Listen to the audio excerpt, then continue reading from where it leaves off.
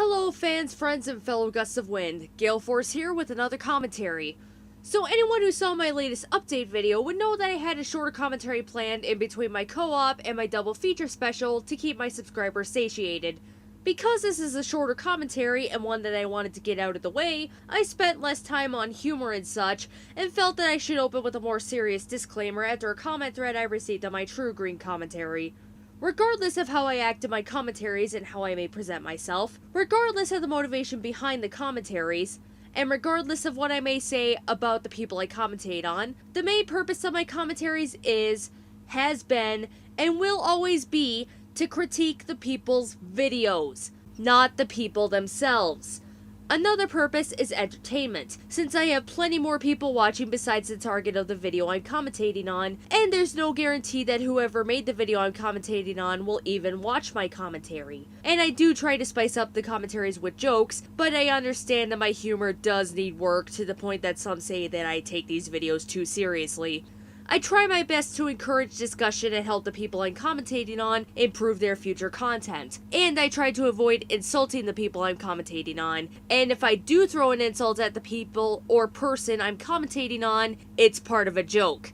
If I come off as harsh, just remember that I'm critiquing the video, not the person. And harsh critique can still be constructive. Now that I got that out of the way, let's begin.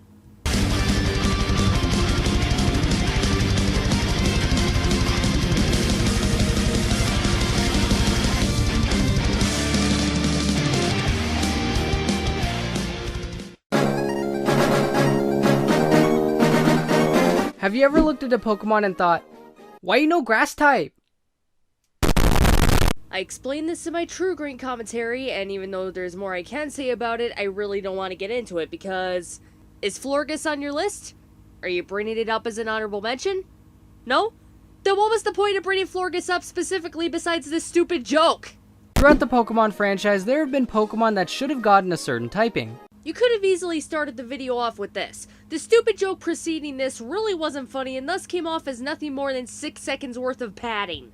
On the other hand, there are also Pokemon that shouldn't have gotten a certain typing. Don't get me wrong, almost all the typings that Game Freak comes up with are pretty much spot on. But some just leave me questioning what they were thinking. So today, I'm going to be going over the top 5 Pokemon that I think are mistyped.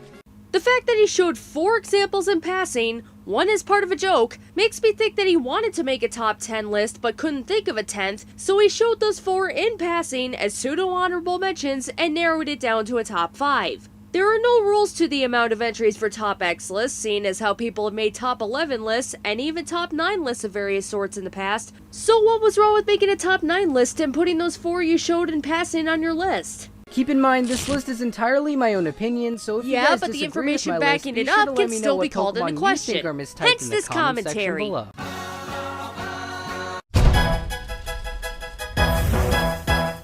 One of the most requested Pokemon to gain a new typing has to be Luxray. Luxray literally screams for it to be an electric dark type. Congratulations, Arizo, you're another anti-linguist who has no clue what the word literally means. Let's start with its design. I don't want to be that guy that says, oh, he's got darker colors, so he has to be a dark type, right?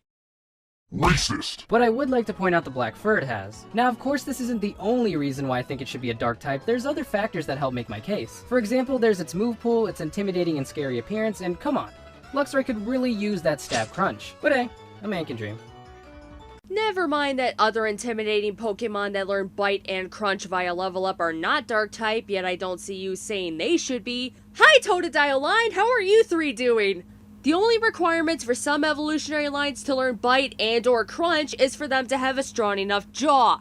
And Luxray's black fur? It's a black cat whose design is based on lynxes, lions, and possibly panthers. Its dark fur doesn't mean anything! Okay, I'm gonna say this right now.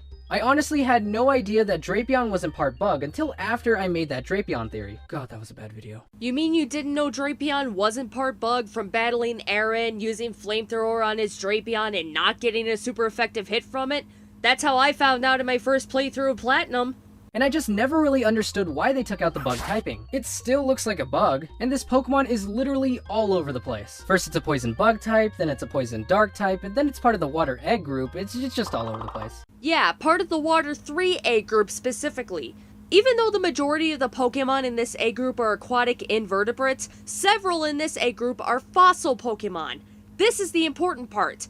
In fact, let's look at the fossil Pokemon that are part of this A group. The Ammonite line, the Kabuto line, the Tortuga line, and what's this? The Lilip line, the Anorith line, and the Arcan line? Well, isn't that bizarre?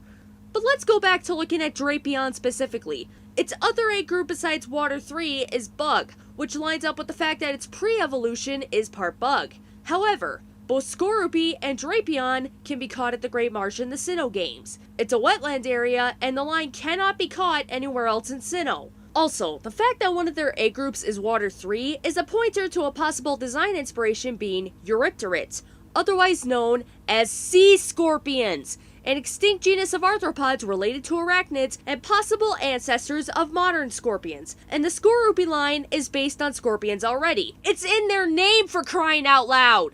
I mean, I understand it's a scorpion, and I guess scorpions aren't insects, but all scorpions still classify as bugs. I can't read that screenshot at all. I'd love to know what that source you used is, because according to Wikipedia, scorpions are arachnids, which are a completely different taxonomic class from insects. Yeah, people may still call scorpions bugs informally, but as far as the scientific community is concerned, arachnids and insects are two different things. If scorpions really were bugs, then spiders would also be considered bugs, but that's not the case either. So shush. And before you type in the comment section saying, "Oh, you stupid idiot, insects are the same thing as bugs." bugs are not just exclusive to insects. Arachnids, which is what scorpions are, also classifies as bugs as well. Informally and colloquially, we only refer to them all as bugs in an informal context. If all non-aquatic arthropods were truly regarded as bugs in the scientific community, then why is there a taxonomic order consisting of 50,000 to 80,000 species of insects collectively known as true bugs? And I think the fact that Drapion's typing left Pokemon fans wondering why the change further proves my point. Enough out-of-game stuff. Let's look at Skorupi's moveset. In its debut generation, it could learn 3 Dark-type moves versus 2 Bug-type moves via level up. In the TM department, it only added on 1 Bug-type move while adding on 6 Dark-type moves. It could learn 3 more Dark-type moves via breeding versus 2 more Bug-type moves via tutoring. A part Bug-type Pokemon that only had access to 5 Bug-type moves while it had access to 12 Dark-type moves in its move pool. Did that not tip you off that maybe, just maybe, Skorupi wouldn't stay a bug type upon evolving? And there's also the fridge logic I brought up earlier that scorpions aren't actually bugs. Also, you could use this to argue that if there's any mon that's mistyped here, it's Skorupi. You could easily turn this around on it and argue that Skorupi never should have been part bug type in the first place and that the line should have been part dark type from the very start. This Pokemon's typing has to be the most aggravating out of any Pokemon ever. Yet it's only number 3 on your list. Nice diction there, buddy. Gyarados is a Pokemon that should have been a Dragon type. It's based on a sea serpent and a Chinese dragon. Emphasis on Chinese dragon. Look, I understand the reason why they didn't do it the first time with Gyarados in Gen 1. Back in Gen 1, having Gyarados being a water dragon type would have been really OP. Considering how easy it is to catch a Magikarp, if it had the dragon typing once you evolved it, it would have gained resistances to a lot of types. Note how he also points out in text, no weaknesses. We'll be getting back to this. You would be able to easily beat the game with Gyarados. Granted, there was no dragon type move aside from Dragon Rage in Gen 1, but that's beside the point. Is it? Is it really, since you're bothering to bring it up? That just further illustrates the Dragon type's problems in Gen 1. The only reason people don't talk about it is because there was only one Dragon type evolutionary line back then, and it was hard to come by in those games. But because of Dragon Rage being the only Dragon type move back then, Dragon types in practice only had a weakness to Ice. Yeah, plenty of Pokemon could learn Ice Beam and Blizzard, but that doesn't change the fact that they only had one weakness versus 4 resistances in practice. Now, Dragonite, being part flying, was also weak to Rock, but there were only 2 Rock-type moves in Gen 1, and how many people actually used Rock Throw or Rock Slide against a Dragonite? But why? Why in the absolute hell is Mega Gyarados not a Dragon type? Yeah, you get the point by now. There's more I want to say, but I want to save it for later. The first logical step for a Mega Gyarados should have been making it a part Dragon type. Oh, really? Let's look at how many Dragon-type moves it can learn. Via level up, we've got Dragon Rage, a set damage move, Twister, which isn't very good, and Dragon Dance, an attack booster. Via TM, we've got Dragon Tail, and they added Dragon Pulse and Outrage via Tutoring and ORAS, but those don't count since Mega Gyarados was added in X and Y. So that makes only 4 Dragon-type moves overall as of X and Y. Not a very good selection to support making Mega Gyarados part Dragon. But no, they made it Dark type, are you kidding me? There is no excuse for this, Game Freak, no excuse. Taunt, Torment, Payback, and Dark Pulse via TM. And even though it's only Dark-type moves via level up or Bite and Crunch, which plenty of non-Dark-type Pokemon can learn, there's more to support it being part Dark rather than part Dragon. And it's later! Seeing this bastard use Mega Gyarados added a lot to the atmosphere, and Mega Gyarados looked as evil as he did. If that's not enough to support a part Dark typing, then I don't know what is!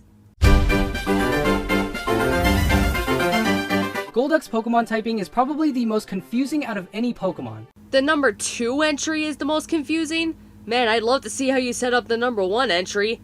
I mean, this Pokemon and its pre-evolution have a ton of reasons to be a Water Psychic type. But it's only a Water type. Let's start with Golduck's pre-evolution. Psyduck. It literally has the word Psychic in its name. It's also seen in the anime using a lot of Psychic type moves, and very proficiently on top of that. First of all, the anime and the video games take place in 2 different continuities. Second of all, even if the anime Psyduck can use its psychic abilities well, it never remembers using them. Speaking of moves, Golduck's move pool is filled with Psychic type moves. Yeah, a total of 14 moves spread across the level up, TM, breeding, and tutoring as of Gen 6. That's not much. To put it in perspective, that ties with Starmie, a part Psychic Mon whose selection of Psychic-type moves are considered to be somewhat limited compared to other Psychic-type Mons, such as Alakazam, who has 13 Psychic-type moves in its level-up move pool alone, with another 5 via TM, 6 via breeding, and 6 via tutoring to make 30 total, not counting duplicates. Just to name a few, there's Psychic, Calm Mind, Psyshock, Confusion, Zen Headbutt, and so much more. Even its Pokedex entries make a case for it being a Psychic type. In Pokemon Silver's Dex entry, it states it appears by waterways at dusk. It may use its telekinetic powers if its forehead glows mysteriously. And this one from Pokemon Emerald states, it uses psychic powers when its forehead shimmers with light. I mean, come on. This is irrefutable evidence. Then how come we don't see its forehead glow in the games when we see it use a Psychic-type move? Now, I know the footage I used here doesn't actually show it from the front, but guess what? There's next to no footage on YouTube of Golduck battling, so this was the best I could find. If I tried recording footage myself, the quality would have been even crappier than this, and I don't think you would have wanted to watch that, so I didn't even bother recording anything. Now, about the battle animation, it's very limited. There's also footage of it using Hydro Pump from the front, and guess what? No glowing. The point is, the game developers could only do so much with battle animations, and either they would have had it glowing for every animation like that, or wouldn't have been glowing at all. Anyone with the latter. Either way, its Psychic-type attack animation would have contradicted the Pokédex entry, because even if they went with the former, it wouldn't have been glowing exclusively when it used its Psychic powers when the Dex entries imply that's the case.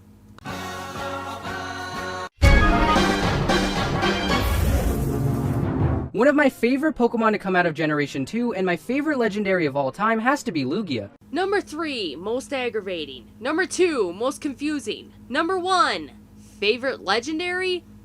Iraizo, you had no criteria for your list at all, did you? But one thing I never understood was that it's a Psychic type.